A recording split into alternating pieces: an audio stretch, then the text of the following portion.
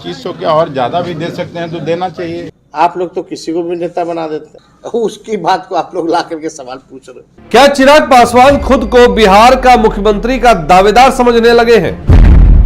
क्या बीजेपी चिराग के चेहरे पर लड़ेगी बिहार विधानसभा का चुनाव 2025 में?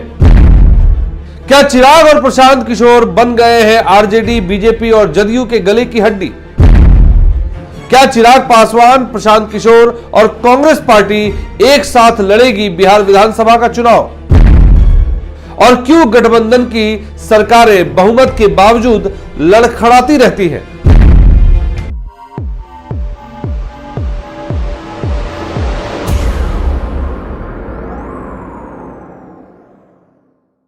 आज के राजनीतिक हालात में कई ऐसे सवाल हैं जो आपको और हमें सोचने पर मजबूर कर देती है, क्योंकि पहले जिस तरह से मर्यादित होती थी राजनेताओं की बयानबाजी, अब उन मर्यादाओं की कोई बात नहीं करता, कोई बात नहीं सोचता। नमस्कार, आप देख रहे हैं BMW न्यूज बिहार का खास कार्यक्रम स्पॉटलाइट और मैं हूं आपका होस्ट अभिषेक। आजकल के राजनीतिक हालात में केवल संख्या बल से ही सरकार स्थिर नहीं रहती। गठबंधन राजनीति आज की जरूरत बन गई है। गठजोड़, सहयोगियों के समन्वय, उनके नेताओं की महत्वाकांक्षाओं और राजनीतिक फायदे नुकसान से जुड़ी रणनीतियों के उतार चढ़ाव से तय होता है कि सरकार ज्यादा दिन चलेगी या नहीं। और ऐसा कई बार हो चुका है कि कोई गठबंधन चुनाव में शानदार जीत हासिल करती है, लेकिन सरकार पर अस्थिरता की तलवार हमेशा लटकती रहती है। 2015 में बिहार में बनी गठबंधन की सरकार इसका जीता जाता उदाहरण है। लालू यादव, नीतीश कुमार, कांग्रेस और वामपंथियों के गठजोड़ ने भाजपा को केवल 53 सीटों पर समेट दिया था, लेकिन सरकार बनते ही उसमें दो फाड़ हो गए। अगर आपको याद हो तो इस दो फाड़ की वजह से तेजस्वी यादव उप मुख्यमंत्री के तौर पर काबिज हुए और अपने विधायकों की बैठक अलग से करने लगे, उनके नियम अलग से बनने लगे।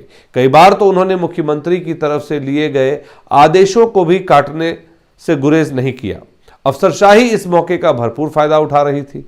हालांकि उनकी स्थिति दमाडोल ही रही और तभी यह वक्त आया जब नीतीश कुमार ने देखते ही देखते गठबंधन से रिश्ते तोड़ दिए और वापस एनडीए में आ गए। और इस तरह से तेजस्वी यादव का मुख्यमंत्री बनने का सपना एक बार फिर से चूर चूर हो गया। अब आप सोच रहे होंगे कि आज मैं आपको ये बातें क्यों बता रहा हूं, क्यों साझा कर रहा हूं? क्योंकि ये हालात तब भी नहीं बदले थे और आज ये हालात और प्रबल नजर आ रहे हैं। 2015 के मुकाबले जब बिहार में एक बदलाव की बयार चल पड़ी है, जहां उपचुनाव में प्रशांत किशोर कम समय मिलने के बावजूद उपचुनाव में 10% वोट लाते हैं और राजद को उसी के घर में हरा देते हैं, यानी कि उसी के घर में उसे मात दे देते हैं, जिसका फायदा पूरी तरह से भाजपा को मिलता है। और कांग्रेस का भी प्रदर्शन संसदीय चुनाव का जोड़ लें तो काफी अच्छा रहता है। फिर चिराग पासवान भी पीछे नहीं रहते।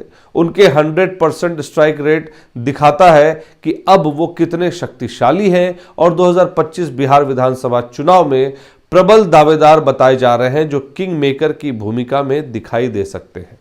राजनीतिक विशेषज्ञ भी इस बात को मानते हैं कि चिराग पासवान का मन अब उनके संसदीय कार्य में नहीं लगता, बल्कि अब उनका ध्यान बिहार के 2025 में होने वाले विधानसभा चुनाव पर है।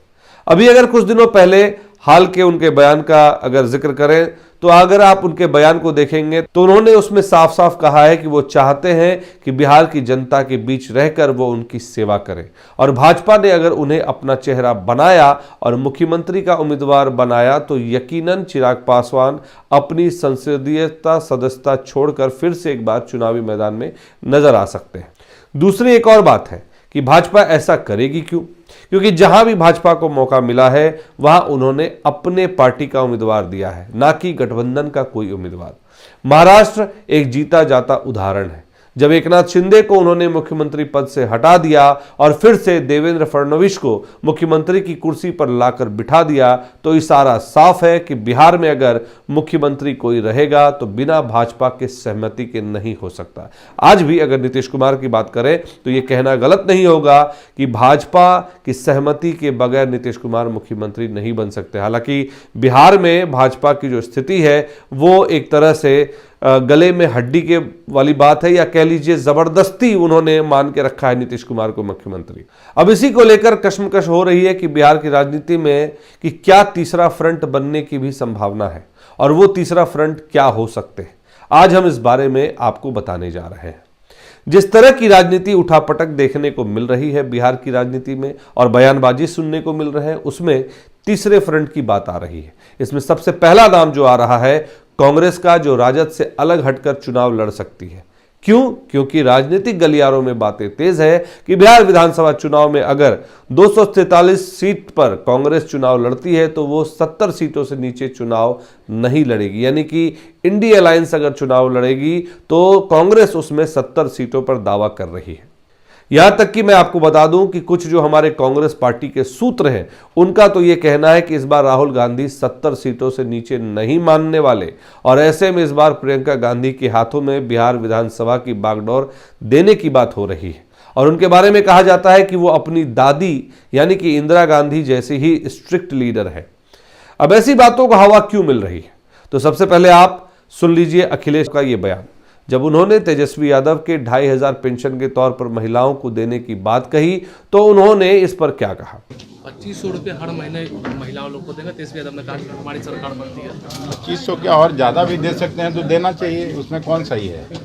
फिर जब उनके इस बयान को लेकर तेजस्वी यादव से पूछा गया कि अखिलेश ने आपके इस बयान पर पलटवार कहते हुए कहा कि 2500 क्या 5000 दे दें या उससे ज़्यादा दे दें, तो इस पर तेजस्वी यादव ने कहा इन बातों का कोई मतलब नहीं। कौन अखिलेश, कौन है वो? अब कौन क्या बोलता है उससे क्या मतलब है भाई?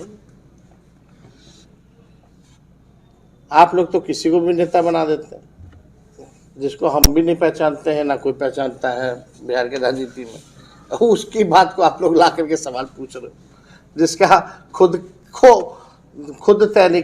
अगर आप भी तेजस्वी यादव की तरह नहीं जानते कि अखिलेश कौन है तो आपको बता दूं, अखिलेश बिहार प्रदेश अध्यक्ष हैं कांग्रेस पार्टी के, और तेजस्वी यादव उन्हें नहीं जानते, ये तो हजम होने वाली बात नहीं है। भाई आप इंडी अलायंस के गठबंधन दल के घटक दल के नेता हैं, और इसी को इशारों इशारों में समझा जा सकता है कि राजद और कांग्रेस के रिश्ते अब अच्छे नहीं हैं।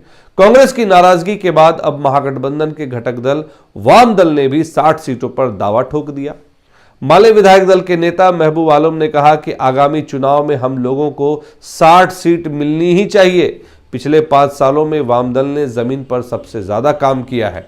उन्होंने साफ लहजों में कहा कि 60 सीटों पर चुनाव तो लड़ेंगे ही, साथ ही उन्होंने तेजस्वी यादव की माई बहन मान योजना का समर्थन किया, तो वहीं गठबंधन के साथ ही कांग्रेस को नसीहत दे डाली। एक खास निजी चैनल से बातचीत में महबूब आलम ने साफ कहा कि कांग्रेस देश का सबसे बड़ा विपक्षी दल है, उसे राज्यों में अपने सहयोगियों को मजबूत करने के लिए सहयोग करना ही चाहिए। हमारी मजबूती के हिसाब से हमारी हिस्सेदारी सुनिश्चित होनी चाहिए। तो ये बात फिर से आ गई, जिसकी जितनी हिस्सेदारी उसकी उतनी भागीदारी। अब आते हैं कि आपसी सामंजस्य की बात भले ही महागठबंधन के घटक दल करें, लेकिन गठबंधन फोरम पर हिस्सेदारी और पार्टी की ताकत को लेकर जो बयानबाजी हो रही है, उससे साफ है कि बिहार महागठबंधन में सिर फुटअव्वल जारी है। हालांकि अभी विधानसभा चुनाव में वक्त है, इस तरह की बयानबाजी होती रहेगी। दूसरी तरफ प्रशांत किशोर कहते हैं कि जिसकी जितनी हिस्सेदारी उसकी उतनी भागीदारी। देखिए, अगर आप बातों को घुमा के देखें तो ये गठबंधन का भी यही नारा है जो वाम दल के नेता महबूब आलम कह रहे हैं। और प्रशांत किशोर के इस बयान के बाद मुसलमान और यादव समुदाय ने भी उनकी तरफ रुख करना शुरू कर दिया, जिसका ताजा तरीन उदाहरण देखने को मिलता है जब बिहार विधानसभा के उपचुनाव में उन्होंने 10% से ज्यादा वोट हासिल कर लिया तो कांग्रेस ने उनकी तरफ रुख करना शुरू कर दिया। वहीं चिराग पासवान भी प्रशांत किशोर के साथ अपने निजी संबंध मधुर बताते हैं, और राजनीतिक विशेषज्ञों का मानना है कि जिस तरह रामविलास पासवान अपॉर्चुनिटी पॉलिटिक्स करते थे, अब चिराग पासवान भी उसी राह पर है और उन्हें भी अपना भविष्य प्रशांत किशोर के साथ दिख रहा है। हालांकि कुछ मामलों में ये बातें रिस्की तो है, लेकिन अगर बिहार में बदलाव की बयार नजर आती है तो यकीनन चिराग पासवान और प्रशांत किशोर विकल्प के तौर पर एक अच्छे नेता उभर कर आ जाएंगे। और कहीं ऐसा ना हो कि चिराग पासवान और कांग्रेस प्रशांत किशोर के साथ मिलकर तीसरा फ्रंट खोलकर चुनाव लड़े और बिहार की राजनीति में एक नया ही कुछ देखने को मिले। अंदर खाने तो बातें ये भी चल रही हैं कि प्रशांत किशोर ने अंदर ही अंदर चिराग पासवान को प्लान कर लिया है बिहार के मुख्यमंत्री के उम्मीदवार के तौर पर। और चुनाव की घोषणाओं के वक्त कहीं इस तरह की घोषणा ना हो जाए और आप इससे आश्चर्य ना करें, ये बातें अभी से हम आपको बता रहे हैं। और इसका सबसे बड़ा कारण यह है कि चिराग के पिछड़ों और अति पिछड़ों का वोट बैंक और प्रशांत किशोर का MY समीकरण पर गाढ़ी मजबूती। और अगर चिराग पासवान और प्रशांत किशोर की बातें करें तो इन दोनों के ही दिए गए स्लोगन्स बिहार को आगे रखने की बात करते हैं, जिसमें चिराग पासवान कहते हैं बिहार फर्स्ट, बिहारी फर्स्ट। वहीं प्रशांत किशोर कहते हैं कि जितनी जिसकी हिस्सेदारी उतनी उसकी भागीदारी, यानी कि जमीन से जुड़े हुए मुद्दे ही वो उठा रहे हैं। और इन दोनों नेताओं की अगर स्लोगन्स पे आप जाएं तो ये दोनों नेता जात पात की राजनीति से हटकर एक नई लाइन बिछाने शुरू कर चुके हैं। अब देखना यह होगा कि बिहार की राजनीति में आने वाले समय में कितने सक्सेसफुल ये दोनों ही महारथी होते हैं। आज की इस विश्लेषण में बस इतना ही। बाकी की तमाम खबरों के लिए बने रहें BMW न्यूज बिहार के साथ। धन्यवाद। तमसोमा ज्योतिर्गमय गुरुकुल शिक्षा मंदिर संस्थान के साथ बनाए अपना भविष्य। रेगुलर और प्रोफेशनल कोर्सेज, सेकेंडरी और senior secondary courses, law, teachers training courses, pharmacy and nursing के साथ पैरामेडिकल में डायरेक्ट एडमिशन पाए। वेबसाइट विजिट करें या दिए गए नंबर पर कॉल करें। हमारा पता है गुरुकुल शिक्षा मंदिर संस्थान, कल्याण चौक, DS कॉलेज रोड, कटिहार। हमारा वीडियो अगर आपको अच्छा लगा हो तो आप हमारे वीडियो को लाइक करें, शेयर करें और हमारे चैनल को सब्सक्राइब जरूर करें।